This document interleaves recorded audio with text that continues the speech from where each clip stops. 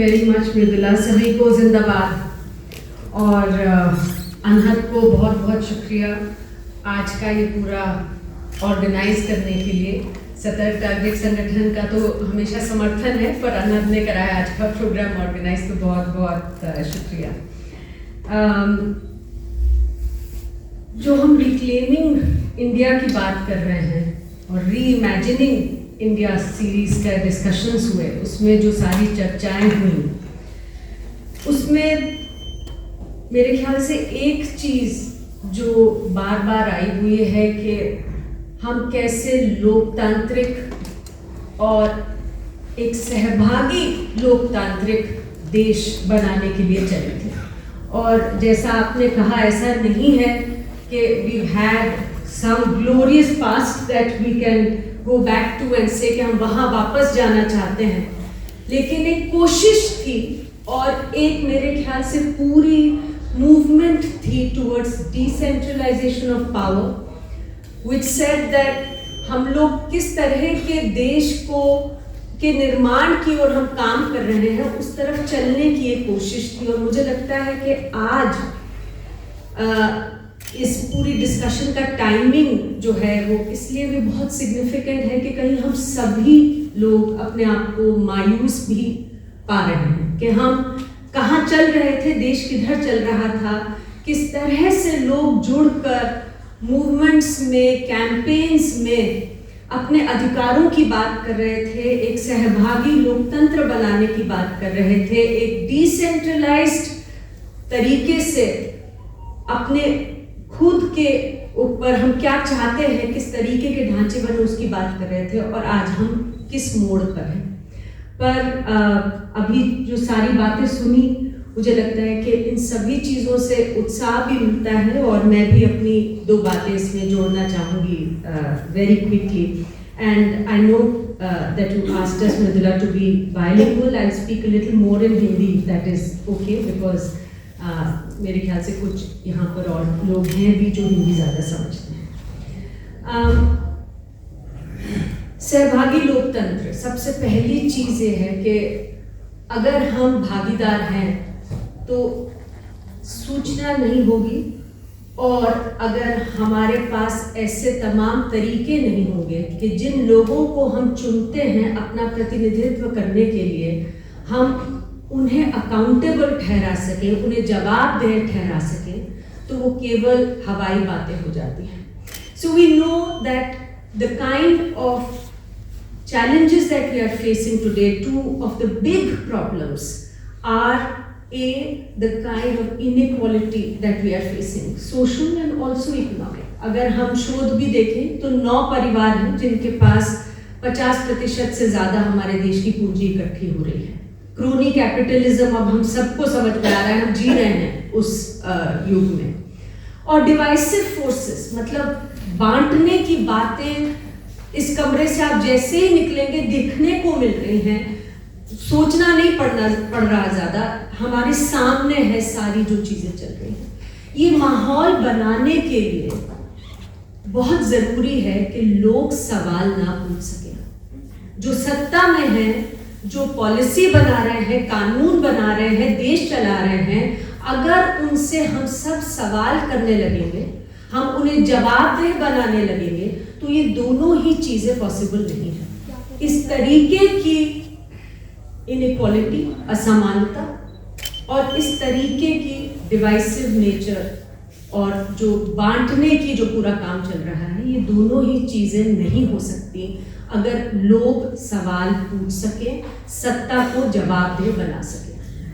और आज अगर हम देखें, रिक्लेम हमें अगर करना है आइडिया ऑफ इंडिया, कि हम किस सोच के साथ निकले थे, हम उसे कैसे रिक्लेम करें, तो मुझे लगता है कि उसके सामने क्या चुनौतियां हैं जो मुझे नजर आती हैं।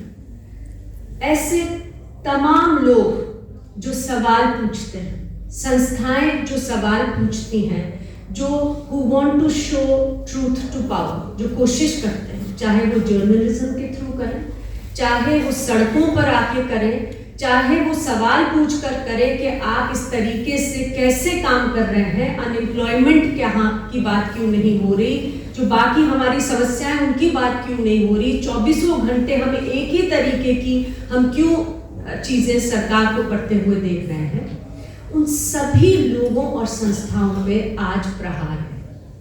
We see that there is a direct attack on all dissenting voices, all voices that question.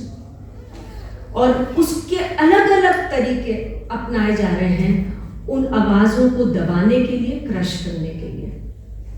कहीं पर लोगों को लेबल किया जा रहा है, कहीं पर उनके खिलाफ मुकदमे, झूठे मुकदमे चलाए जा रहे हैं, कहीं पर उन्हें जेलों में डाला जा रहा है। यहाँ तक कि इतने लोगों को हमने देखा है जिन्हें मार भी दिया गया है क्योंकि वो सवाल उठा रहे हैं, ऐसे सवाल जो कि चुनौती देते हैं उनको जो आज सत्ता में बैठे हैं। हम ये देख रहे हैं कि वो जो सारे कानून हैं जो लोगों को सशक्त करते हैं लोकतंत्र में, और जो हमें सशक्त करते हैं कि हम सहभागी तरीके से एक निगरानी भी रख सके और रोक सके जब हम कुछ गलत होता देखते हैं, वो तमाम ढांचे जो हैं कानूनों के, उन पर भी प्रहार है। और ये कानून कहीं हमें खुद नहीं मिले, ये कानूनों के लिए लंबी लड़ाइयां लड़ी गई हैं, लेकिन बिल्कुल बेरहमी से इन कानूनों को हर रोज हम बदलते देख रहे हैं। कैसे बदलाव लाए जा रहे हैं उन कानूनों में, उन सब कानूनों का हम इस्तेमाल भी करते हैं, हम जानते भी हैं उन कानूनों को। मैं बहुत उसके ऊपर समय नहीं लगाऊंगी, पर सूचना का अधिकार कानून, एक कानून जिसका मैं इस्तेमाल करती आई हूँ, जिसका बहुत लोग इस देश में 60 लाख लोग हर साल इस्तेमाल करते हैं, वो कानून का इस्तेमाल करते हैं सवाल पूछने के लिए जो भी सत्ता में बैठे हैं उनसे।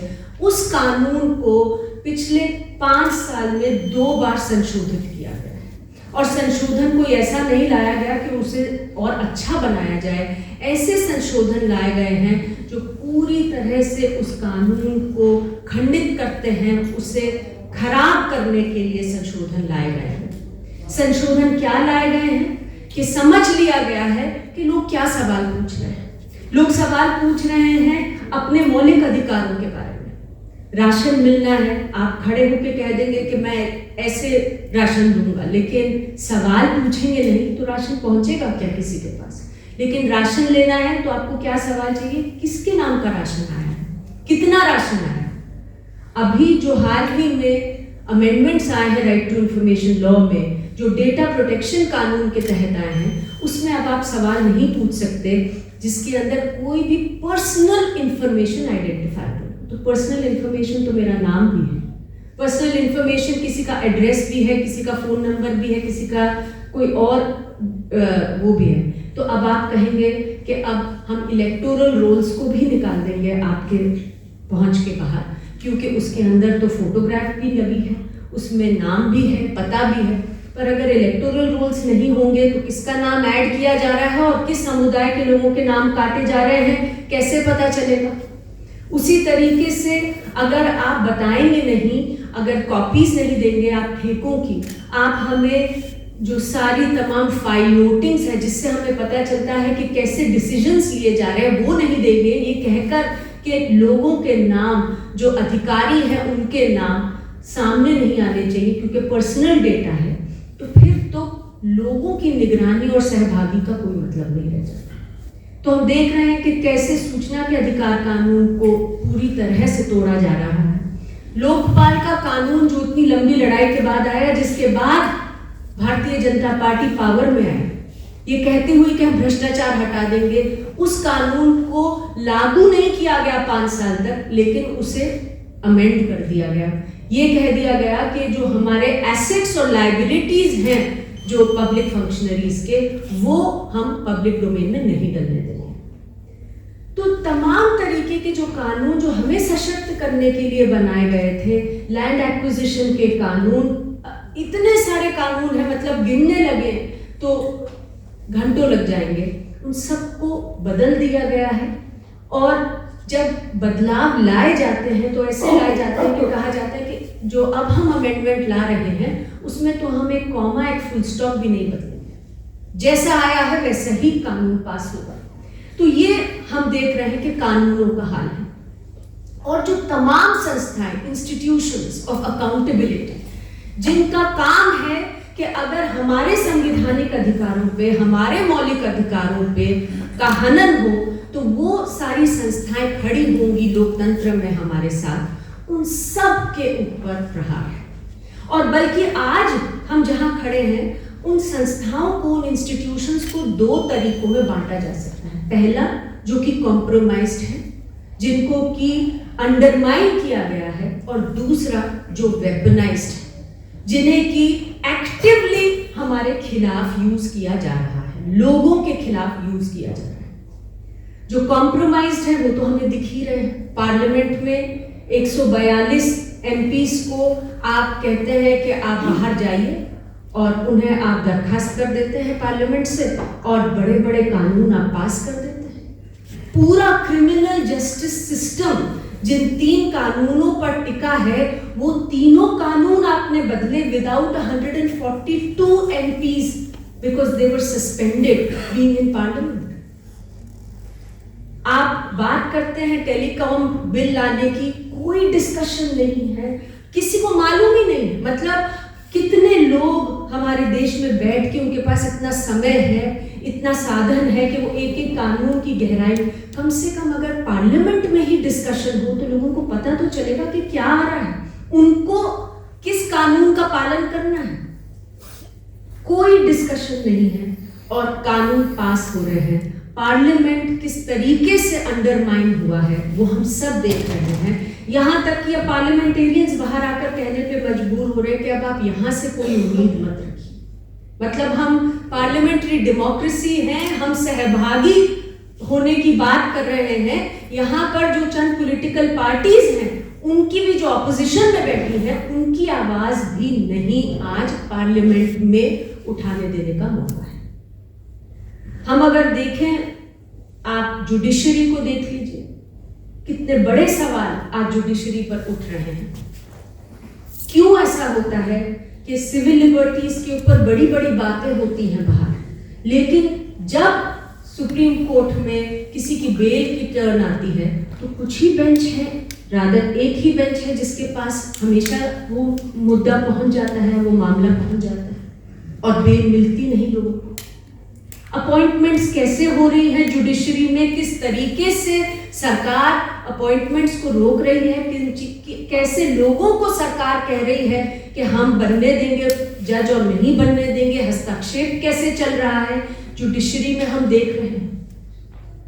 और इंफॉर्मेशन कमीशंस जिनके साथ हम के पास हम जाते हैं कि हमें सूचनाएं चाहिए, कम से कम हमें पता तो हो।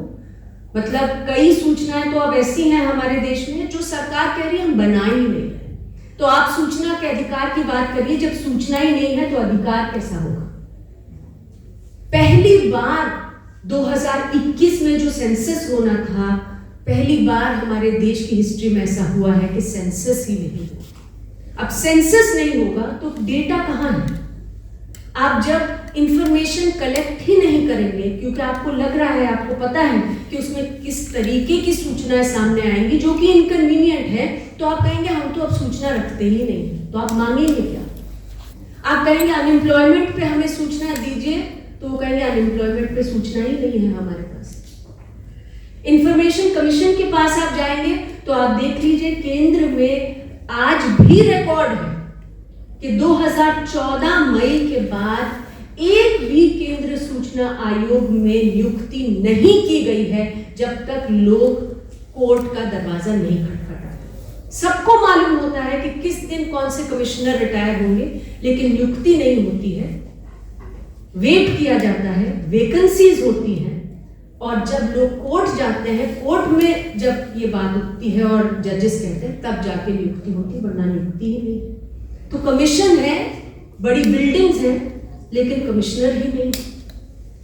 और जो वेपनाइज्ड एजेंसी है, आप देख लीजिए किस तरीके से कल जो झारखंड के चीफ मिनिस्टर हैं, उनसे बातचीत करने के लिए जब ईडी के अफसर गए तो उसका जो वीडियो निकला उसमें लग रहा था कि शायद कहीं चढ़ाई होने के लिए हमारी सेना जा रही है।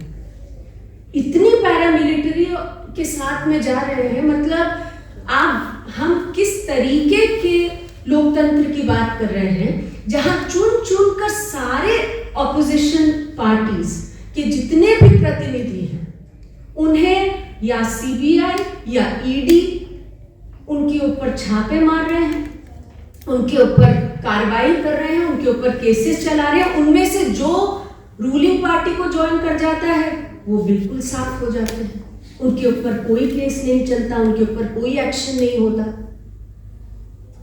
आप ये देख लीजिए कि कितनी संस्थाएं हैं, कितने आवाज उठाने वाले लोग हैं जो किसी ऑपोजिशन पार्टी को बिलोंग नहीं करते, लेकिन सारा दिन ईडी और सीबीआई का काम यही है कि उनके खिलाफ केसेस आप लगाइए, अनाप शनाप केसेस लगाइए, उनके काम, उनकी संस्थाएं बंद कर रहे हैं। तो ये जो क्लियर वेपनाइजेशन हो रही है एजेंसीज की, मेरे ख्याल से ये सबसे भयानक बात है, जिससे कि हमारे जो आइडिया ऑफ इंडिया है, जिस कंट्रोल करने का ये तरीका बना लिया गया है। मैं लेकिन अपनी बात केवल जो खराब हो रहा है, गलत हो रहा है, उस पर खत्म नहीं करना चाहती, क्योंकि जैसे पहले भी वक्ताओं ने कहा, हमारे पास ऑप्शन नहीं है। ये this is not an option that we have कि हम लोग कहें कि कुछ नहीं हो सकता। और शायद हमें उन सभी आवाजों और उन सभी लोगों की ओर लगातार देखकर अपनी भी स्ट्रेंथ बढ़ानी है, जो डिस्पाइट एवरीथिंग ना डर रहे हैं न रुक रहे हैं। उनमें से कईयों की चर्चा ऑलरेडी हुई। आप हमारे किसानों को देख लीजिए, हमारी महिलाओं को देख लीजिए, मुस्लिम कम्युनिटीज की जो महिलाएं निकली थी सीए प्रोटेस्ट के समय पे, जो हमारे किसान निकले जब 3 एंटी पीपल फार्म लॉज लाए गए, एंटी फार्मर लॉज लाए गए, हमारे रेसलर्स को आप देख लीजिए। जब इन सबको देखते हैं, और कई ऐसे अभी भी इंस्टीट्यूशंस में लोग बैठे हैं, जस्टिस नागरत्ना, जो अभी हमने एक इट वाज लाइक एक मतलब हमें उम्मीद की लहर जो दी, जो बिल्किस बानो के केस में मिली। अभी जो सारे ऐसी आवाजें और लोग बरकरार हैं, ये हमें उम्मीद देते हैं कि अगर हम खड़े रहेंगे, डटे रहेंगे, तो जो हमारा भारत का जो हम ख्वाब लेकर और जो सोच लेकर चल रहे थे, और आज भी जिसे हम पकड़े हुए हैं, वो मुमकिन है कि हम उसे पा सकें। जिंदाबाद।